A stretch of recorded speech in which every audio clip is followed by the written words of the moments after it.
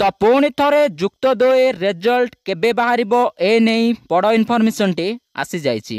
तेबे केबे बाहरिबो एवं केउ वेबसाइट जोगे आपण माने सर्वप्रथमे जुक्त 2 परीक्षा फलाफल देखि पारिबे।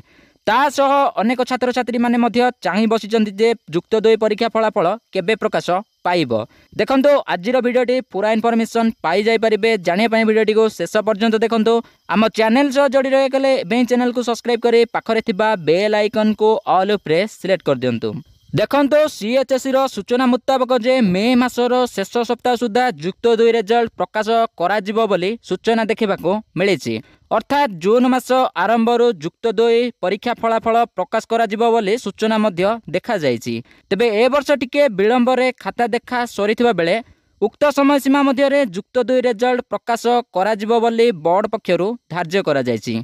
देखंतु ए वर्ष ग्रीष्म प्रवाह जोगो विलंब रे खाता देखा होइतिबा जोगो एका संगरे कला वाणिज्य विज्ञान और धंदामूलक रिजल्ट प्रकाश पाइब बोली जना पड़िछि।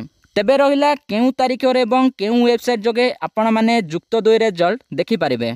देखंतु एई मे मासर शेष सप्ताह सुधा जुक्त 2 रिजल्ट प्रकाश करा जिवो बोली सीएचएससी रो सूचना देखिबाको मिलिछि।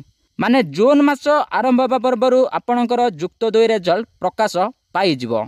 एवं रहिला केउ वेबसाइट जोगे आपण माने सर्वप्रथमे जुक्त 2 रिजल्ट देखि पारिबे। देखंतु वर्तमान कोनोसी भी जुक्त 2 रिजल्ट ए पर्यंत प्रकाश पाइनी, तेणु कोनोसी भी वेबसाइट ए पर्यंत कार्य करूनाई। तेबे जेउ समय मध्यरे आपणकर जुक्त 2 रिजल्ट प्रकाश पाइबो सेही समय मध्यरे उक्त वेबसाइट मध्य कार्य करिवो।